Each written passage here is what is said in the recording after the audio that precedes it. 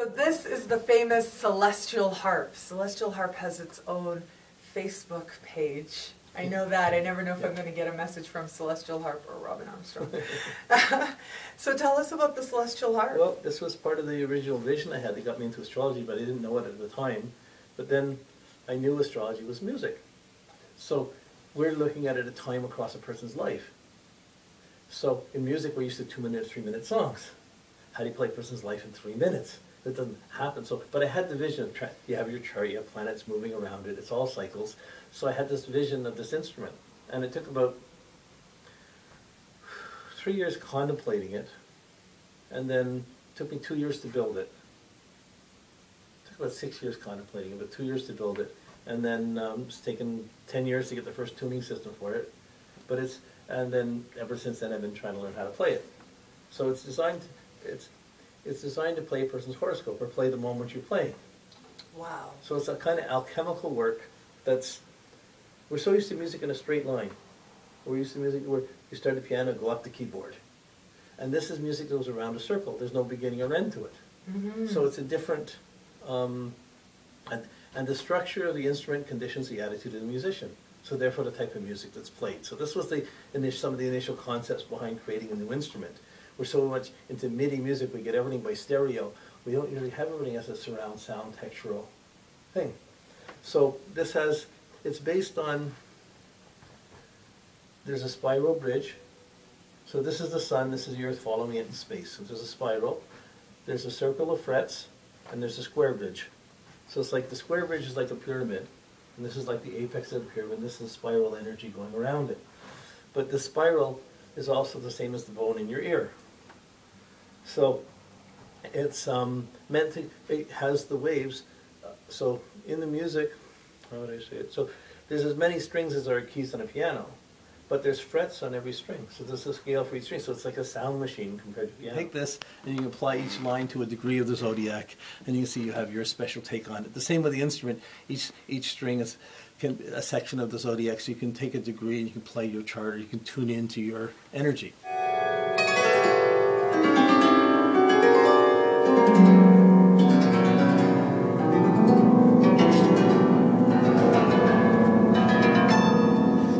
Sign of zodiac has its own section, and that's one level of the scales as it moves around. The traditional scaling really goes out from the corners. So if you played, so you have your regular scales, but instead of in a straight line on a keyboard, they're going alternately across. So there's a texture coming into it's like a sound temple or sound mandala. You have to come in and you play. When you get 3 or 4 people on it, there's lots of ways you can play it. So you can strum it,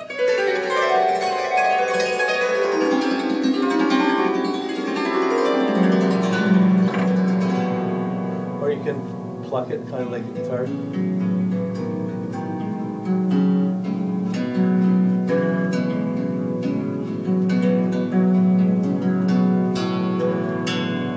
So the idea of some of this, there's other ways you can play it, but you can hammer it. Well, you can even warp it. It's sort of.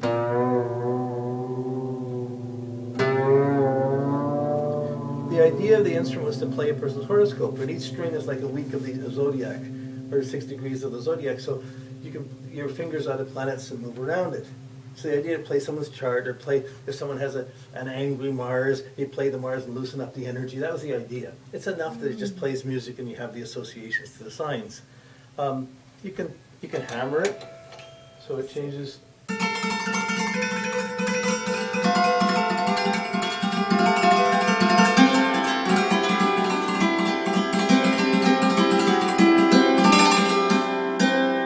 then you can slide it.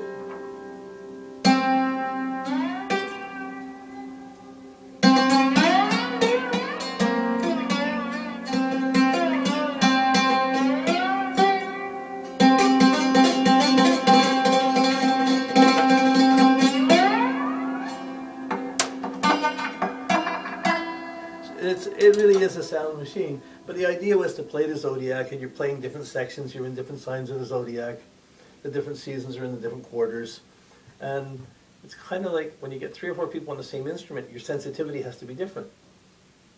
it's like having lead, bass, and rhythm all on the same instrument, and you're having to work with each other to explore the sound.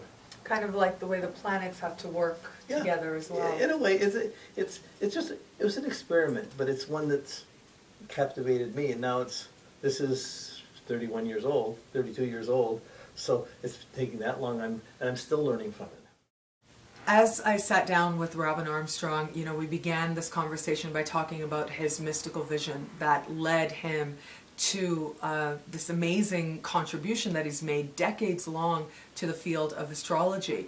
And as I was walking around his environment, and as I've taken you around his environment, I couldn't help but feel that it's a manifestation, an externalized manifestation of his root in that mystical vision, with all these symbols around of not only astrology but several traditions that have influenced and allowed him to create this very unique and pioneering contribution to our field, melding all these different traditions together, or perhaps not melding them, but showing us the correlations between the Western Zodiac, between the I Ching, between Kabbalah, and the colors and music and sounds.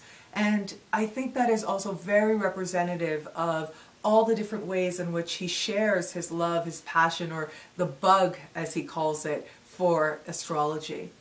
Thank you so much to Robin. My heart goes out in gratitude to him. And thank you so much for watching another episode of Nadiya Shah Productions. And until we connect again, take care.